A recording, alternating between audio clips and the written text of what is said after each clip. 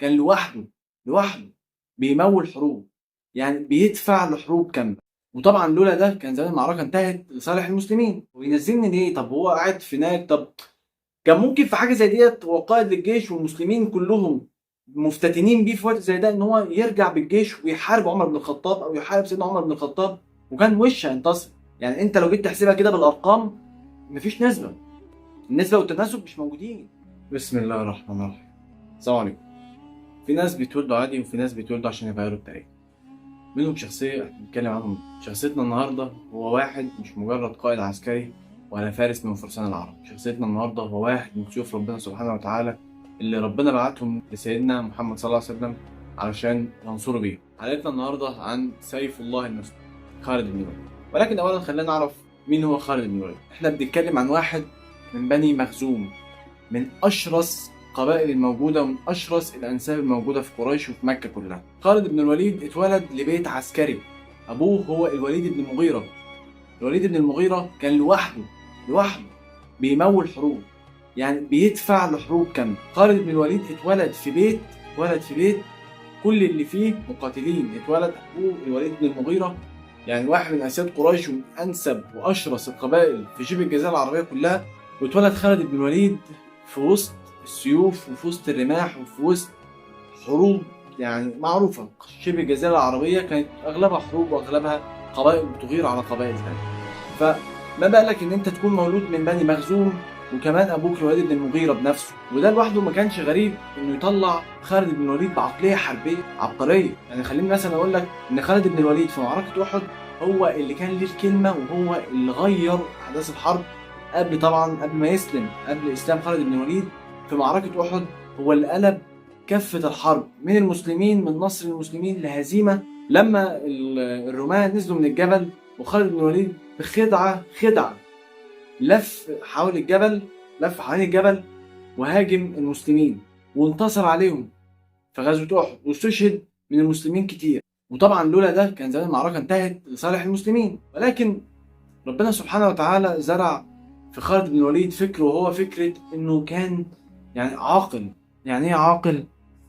خالد بن الوليد كان يفكر اكثر بعقله. يعني هو خالد بن الوليد كان بيفكر اكتر بدماغه، ما كانش عاطفي زي قريش كانوا بيشوفوا ان في تقليل لكرامتهم ان هم يتبعوا دين محمد وان هم ازاي هيتساووا مع العبيد. وده اللي ما كانش حبه قادة قريش، فكانوا بيتبعوا هواهم وبيتبعوا مشاعرهم وكبريائهم.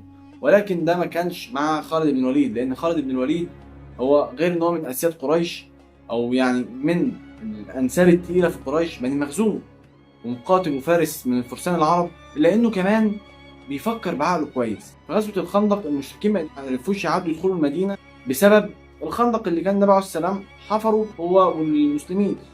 في وسط ده ربنا سبحانه وتعالى ارسل جند وهو الهوى الشديد العاصفه. رجع وقتها المشركين وقالوا ان ده مجرد عادي يا جماعه، احنا ما انهزمناش، احنا مجرد انسحاب لان الاجواء ما كانتش مناسبه. ولكن خالد بن الوليد دماغه بدات تفكر ان لا، ده ما كانش مستحيل يكون ده مجرد اجواء مش مناسبه، ده اكيد كان تدبير من ربنا سبحانه وتعالى. لكن هو وقتها ما فكرش فيها كده، فكر ازاي الراجل ده احنا بنحاربه وازاي الدنيا واقفه معاه صح. يعني ازاي احنا المفروض ان احنا رايحين نقتل ده واحنا عددنا اكبر، احنا اسلحتنا اكتر، احنا اقوى بكتير. هو فكر فيها ازاي الراجل ده لسه مكمل لغايه دلوقتي، ازاي محمد مكمل لغايه دلوقتي. وده اللي بدأ جوه عقلية خالد بن الوليد يشعل أسئلة وريبة، لحد ما بيجي وقت في صلح الحديبية يبدأ خالد بن الوليد يحس إن هو انكسر، إن هو كده إحنا كده هزمنا، إحنا بنمضي صلح مع المسلمين والكفة ضعيفة. لما رجع قرر إن هو يقعد يفكر مع نفسه، هو إزاي محمد مكمل؟ إزاي لغاية دلوقتي متماسك؟ وإزاي يعني برغم إن إحنا بنحاربه وبرغم اللي إحنا بنعمله ده كله محمد لسه مكمل؟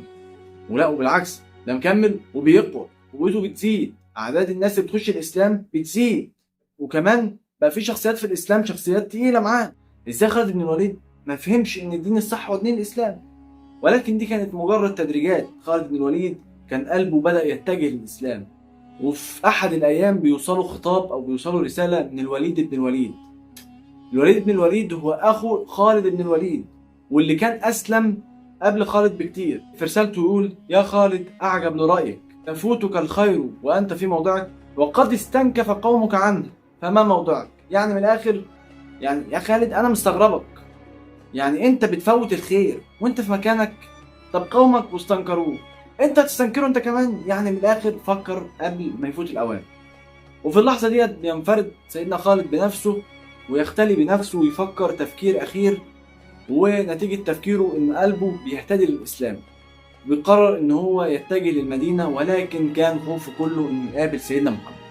كان خالد بن الوليد رعبه انه يقابل سيدنا محمد. ازاي هقابله وانا في ايدي دم المسلمين؟ او ازاي هقابله وانا في معركه احد؟ يعني قتلت من المسلمين كتير وتآمرت ضد المسلمين، انا اللي لفيت بجنودي ولفيت وهجمت عليهم من الخلف بعد ما قلبت نتيجه معركه بنسبه 100%. انت ما قلبتش، يعني مثلا بيبقى في حاجه اسمها هجوم ارتدادي، ده ممكن تعوض خسائرك بنسبه بسيطه، ولكن انت ما عوضش بنسبه بسيطه. خالد بن الوليد عوض بنسبه 100%، قلب المعركه من هزيمه لانتصار في معركه احد. افكار خالد بن الوليد كلها خوف وقلق. بيتجه في طريقه، بيقابل واحد من أهم شخصيات الدين الإسلامي، شخصية تانية، صديق قديم جدا كان هاجر للحبشة، كان تفكيره كله في الإسلام، ولما راح ولقى أحد المسلمين هناك طلب من ملك الحبشة إنه يفضي غله. تخيل الشخصية دي يفضي غله ويقطع رقبة الراجل المسلم اللي موجود هناك، ولكن ملك الحبشة بيرفض، بيخش في مناظرة من أجمل المناظرات في التاريخ. دي هنتكلم عنها في حلقة تانية، ولكن خلينا نقول إن الراجل ده هو عمرو بن العاص فاتح مصر، الراجل اللي على ايده برضه كان اغلب انتصارات المسلمين. خالد بن الوليد وعمرو بن العاص يعني في طريق المدينه، يكون عمرو بن العاص جالس يستريح في الطريق عادي، وبيقابله خالد بن الوليد ومعاه احد الصحابه التانيين يعني اللي كان برضه في نيته الاسلام. خالد بن الوليد بيصارع عمرو بن العاص انه هيسلم، فبيتفاجئ بعمرو بن العاص بيقول له ان هو كمان رايح المدينه عشان يجهر باسلامه ويعلن اسلامه. فيتقابل الصديقين والاتنين يمشوا مع بعض علشان يروحوا يوصلوا المدينة، وكل اللي في بال خالد بن الوليد هو رعب لقاء سيدنا محمد. بيوصل خالد بن الوليد وعمرو بن العاص إلى المدينة، وفي المدينة وقلب خالد بن الوليد يرتجف، قلبه يكاد يعني يخرج من صدره من شدة الخوف إن هو يقابل سيدنا محمد وهو في رقبته دماء المسلمين. في كذا غزوة مش في غزوة واحدة بيدخل خالد بن الوليد عشان يقابل النبي عليه الصلاة والسلام، وهناك ينظر خالد بن الوليد للنبي، بيبتسم سيدنا النبي صلى الله عليه وسلم لخالد بن الوليد ويقول له قد آن لك يا خالد. طبعا خالد بن الوليد في حالة من الذهول، انت ازاي عرفت؟ او انت ازاي كنت متوقع ان انا هاجي وان انا هعلن اسلامي، او يعني ان انا هسلم؟ بعد ما خالد بن الوليد بينصدم بيقرر انه يقول اشهد ان لا اله الا الله وانك رسول الله فاستغفر لي ما فعلت. النبي صلى الله عليه وسلم بيرد الإسلام يحجب ما قبله، يعني اللي فات مات من الآخر، عشان بعدها يبدأ فصل في تاريخ الإسلام.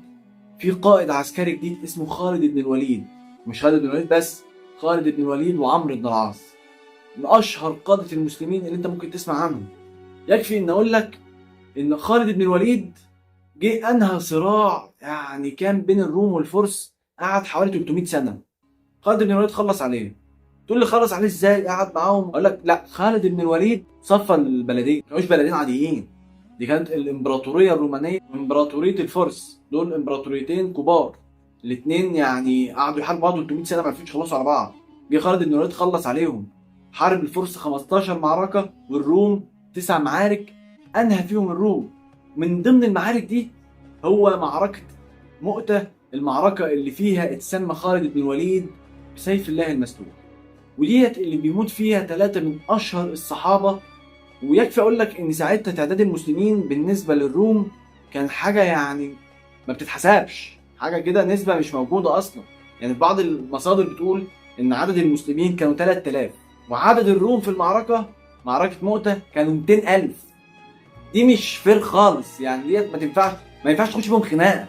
يعني انت لو جيت تحسبها كده بالارقام مفيش نسبه، النسبة والتناسب مش موجودين. قصاد كل مقاتل مسلم في 75 مقاتل من الروم، ولكن الفرق ان ربنا سبحانه وتعالى رزق المسلمين بالايمان والقوة. الناس دي ما كانتش رايحة علشان تحارب بس او هم مرتزقة زي الروم. الروم اغلبهم اعراق مختلفة، منهم اللي جاي من مصر، منهم اللي جاي من الشام، منهم اللي جاي من اوروبا، دول كانوا اعراق مختلفة، ولكن المسلمين كانوا على قلب رجل واحد. في بداية المعركة بيكون اول واحد هو زيد بن حارثة، سيدنا زيد بن حارثة. ويليه جعفر بن أبي طالب، ويليه عبد الله بن رواحة رضي الله عنهم أجمعين.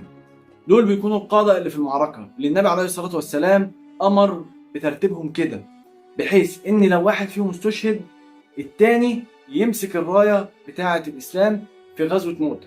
ويشاء القدر إن الثلاث قادة العسكريين اللي النبي عليه الصلاة والسلام يختارهم يستشهدوا ويمسك من بعدهم الراية خالد بن الوليد.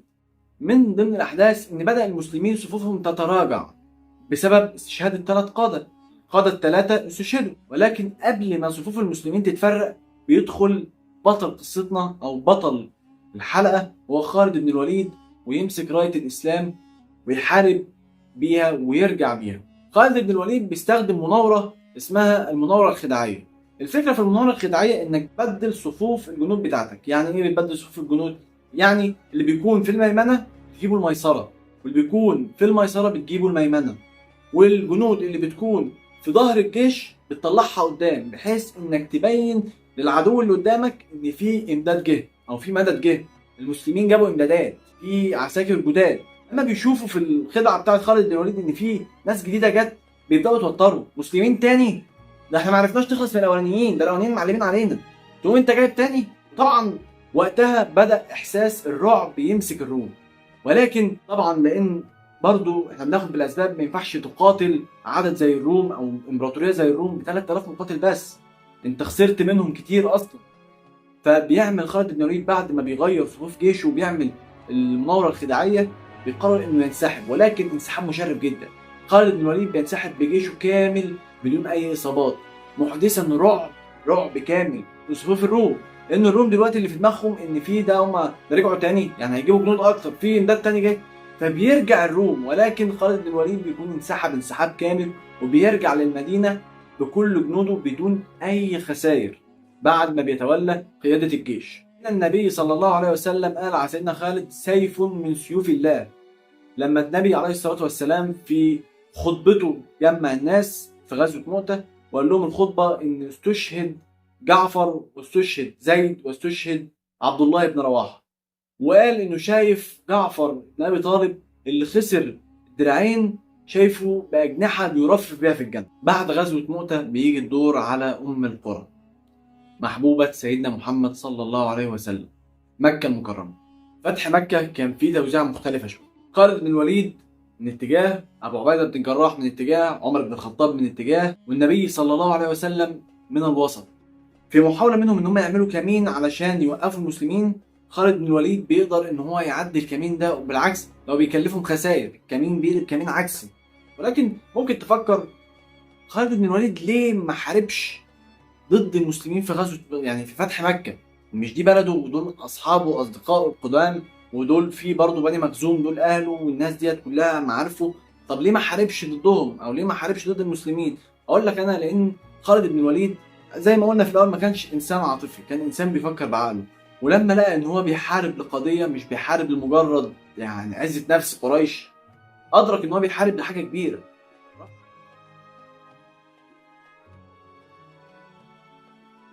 اللي فات ده كانت معارك شديده جدا، ولكن تعال بقى واحده من اشد المعارك اللي ممكن تسمع عنها، معركه اليرموك.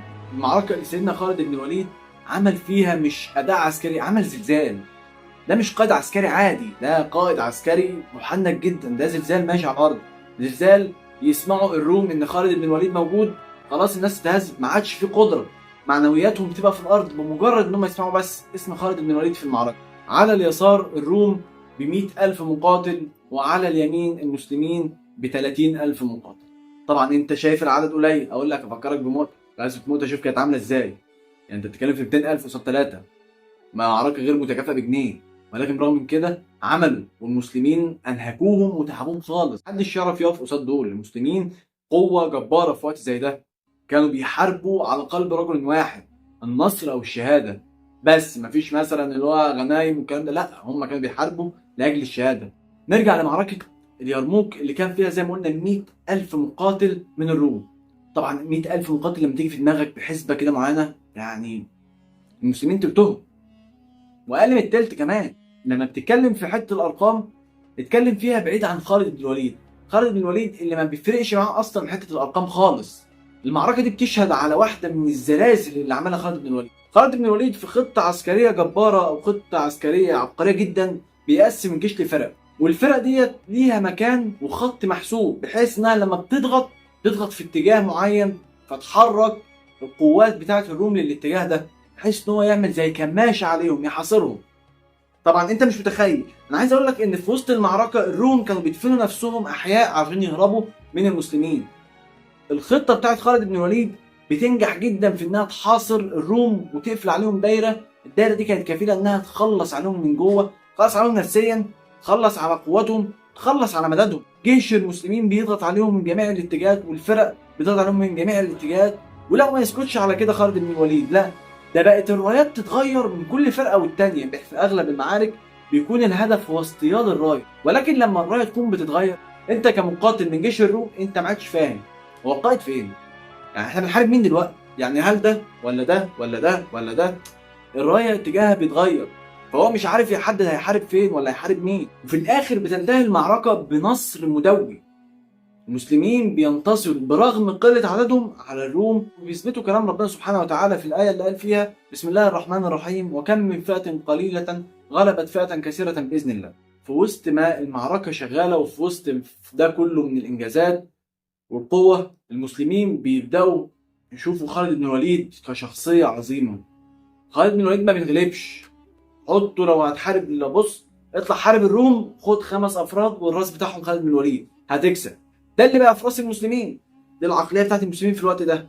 فبيجي خطاب من الخليفه عمر بن الخطاب بيامر بنزول خالد بن الوليد لرتبه الجندي او ان هو ينزل من قياده الجيش. طبعا انت تفكر ليه يعني سيدنا عمر بيعمل كده ليه وعايز يخسر نفسه؟ اقول لك لا. فحاجه زي ديت تبدا تلاحظ ذكاء سيدنا عمر بن الخطاب. المسلمين بداوا يفتتنوا. يعني ايه يفتتنوا؟ يعني بدا دماغهم يقولوا احنا ما بننتصرش لان ربنا بينصرنا، ده بننتصر ان معانا خالد بن الوليد. وده خالد بن الوليد كان مدركه، وعشان كده لم يعترض على انه ينزل لرتبه الجندي مع انه قائد للجيش. وده خالد بن الوليد من بني مخزوم، ولكن زي ما قلنا لما بتكون بتحارب لقضيه او بتحارب لهدف سامي انت ما بتدورش فيه على الرتب. وده طبعا شفناه في حروب كتير للمسلمين وحروب كتير للعرب زي حرب 48 اللي كان فيها العرب كلهم متجمعين، مفيش حد بيدور على الدور او مفيش حد بيدور على النجمه الذهبيه في المعركه اللي هو انا اللي انتصرت وانا السبب في النصر. لا، كلنا كنا بنحارب لهدف واحد وهدف سامي، وللاسف شاء القدر ان احنا ما عرفناش نتوفق ونكسب الهدف بتاعنا، ولكن وان طال الظهر فلنا النصر. نرجع لموضوعنا تاني. خالد بن الوليد بعد معركه اليرموك وبعد الانتصار المدوي يتجه لمواجهه الفرس في العراق. معركة اسمها الولجة، معلش لو نطقت الاسم غلط. المعركة ديت فيها بنشوف كمين من أذكى الكمائن اللي بيعملها سيدنا خالد بن الوليد. سيدنا خالد بيأمر الفرسان إن هم يستخبوا فوق التلال. تلال موجودة، وفي وسط التلال في سهل ضيق. سهل ده اللي هو مكان سهل الحركة فيه فبيتسمى عليه السهول ومفرده سهل. فيه بيمشي الفرس أو قوات الفرس جنودهم بيمشوا عشان يتجهوا لأرض المعركة، وبيتفاجئوا فيها بإن سيدنا خالد مش في أرض المعركة. سيدنا خالد فوقهم ومحيط بيهم من جميع الاتجاهات، يعني هم في مكان ضيق وسيدنا خالد فوق والفرسان فوق بيهجموا على الفرس في ثانيه وهم تحت. طبعا بعد ما بيحوط عليهم من كل ناحيه وبيهجم عليهم، وطبعا انتصار سهل جدا بالنسبه لسيدنا خالد. الخطه دي بتدرس بعدها في كل الجامعات العسكريه وكل الكليات العسكريه، وحتى اتسمت باسمه كماشة خالد. طبعا انت دلوقتي اغرمت بسيدنا خالد، احب اقول لك ان لسه في معركه اسمها معركه الفياض. معركة الفياض فيها سيدنا خالد بيواجه مش جيش ولا 2، سيدنا خالد بيواجه 3 جيوش في معركة واحدة. طبعا انت تقول لي 3 جيوش منين ومش دلوقتي بيحارب الفرس؟ اقول لك ما في اللحظة دي بنشوف تحالف غريب قوي. بشوف انا قلت لك في بداية الحلقة ان قعدوا 300 سنة يتحاربوا الفرس والروم، بنشوف اول مرة التحالف اللي بيكون بين الروم والفرس ضد المسلمين. طب انت دلوقتي تقول لي طب ما انت مش قلت كانوا 3؟ اقول لك وبينضم ليهم من ضمن المقاتلين او من ضمن الناس عرب مسيحيين. معركه يعني ممكن انت بدماغك كده خلاص انت بتتكلم في ايه؟ ده الروم دي امبراطوريه والفرس دي امبراطوريه والعرب معروفين بالقوه والبأس. سيدنا خالد ما كانش زي ما قلنا حد قليل ممكن انت تضحك عليه، لا بالعكس، ده احنا بنشوف سيدنا خالد بيستخدم خطه تفكيك، بيواجه ال3 جيوش كل جيش على حده، يعني بيفكك جيش بجيش وبعدها بيبدأ يقضي عليهم واحد واحد. عشان سيدنا خالد ما يواجهش الثلاثه مع بعض، لا ده بيفككهم ويقضي عليهم. وده طبعا تحس ان انت بتتكلم في لعبه شطرنج، يعني ايه يخش واحد واحد.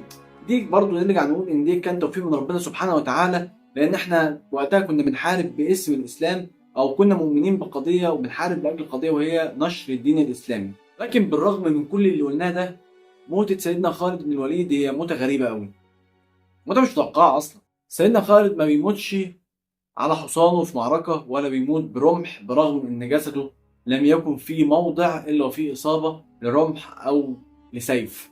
يعني سيدنا خالد كان جسمه كله مصاب. سيدنا خالد بيموت على فراشه، وبيقول وقتها جملته الشهيرة اللي هي ممكن تحس فيها إن هو انهزم. لأول مرة اللي بيهزم سيدنا خالد ما كانش جيش ولا كان قتال ولا كان أي حد من أعدائه، اللي بيهزم سيدنا خالد هو الموت. وفيها بيقول جملته الشهيرة جدا: شهدت كذا وكذا زحفا، وما في جسدي موضع إلا وفيه ضربة بسيف أو طعنة برمح، ها أنا أموت على فراشي كما تموت البعير فلا نامت أعين الجبناء. الجملة دي مش مجرد حزن، ده قهر. بيموت زي الجمل، بيموت في فراشه، بيموت مكانه، ما بيموتش زي ما كان يتمنى، ما بيموتش شهيد، ما بيموتش في أرض معركة. سيدنا خالد بن الوليد كان بيحارب بإيمانه، بعقله قبل سيفه. سيدنا خالد بن الوليد مش حكاية بطل عادي، أو مش حكاية بطل بس، هو بطل ومرشد وقدوة. لازم تكون مدرك إن هو قدوة. الراجل اللي سيدنا عمر أمر بإنزاله من رتبة أو إنزاله من قيادة الجيش علشان ما يفتتنش بيه الناس، هو كان اذكى من ان هو يفكر هو ينزلني ليه، طب هو قاعد في هناك، طب كان ممكن في حاجه زي ديت هو قائد للجيش والمسلمين كلهم مفتتنين بيه في وقت زي ده ان هو يرجع بالجيش ويحارب عمر بن الخطاب او يحارب سيدنا عمر بن الخطاب، وكان وش هينتصر ده خالد بن الوليد. ولكنه كان مدرك ان الصح وان الخير في ان هو ينزل من رتبته وان هو يكون جندي من ضمن الجنود، وان النصر من عند الله وليس من عند خالد. سيدنا خالد هو سيف الله المسلول، مش سيف اتسحب خلاص او شخص منتصر خلاص بيكسب معارك خلاص، لا ده سيف الله المسلول. سيف الله المسلول اللي وقف قصاد الروم بعدد قليل جدا، بالرغم من كده كان بينتصر. اللي انهى حرب بين امبراطوريتين، يعني عايز اقول لك الفرس والروم قعدوا سنين، مئات السنين بيتقاتلوا، بالسنين مئات السنين بيتقاتلوا. ايه خالد بن الوليد لبس الروم 9 وخبط الفرس 15. ونشوف طبعا يعني عقلية خالد بن الوليد سيف الله المسلول، اللي كان بيحارب باسم ربنا سبحانه وتعالى وبيحارب باسم راية المسلمين ورفع راية المسلمين. خليني في نهاية الحلقة أقول لك إن سيدنا خالد بن الوليد ما كانش قائد عسكري عادي. سيدنا خالد بن الوليد كان مدرسة عسكرية، بطل فعلا، ودخول الإسلام كان نصر للإسلام. ما تنساش تشوف الحلقات اللي فاتت وتشترك في القناة، تفعل زر الجرس، تعمل لنا لايك لو الحلقة عجبتك. استنى الحلقات الجاية. سلام.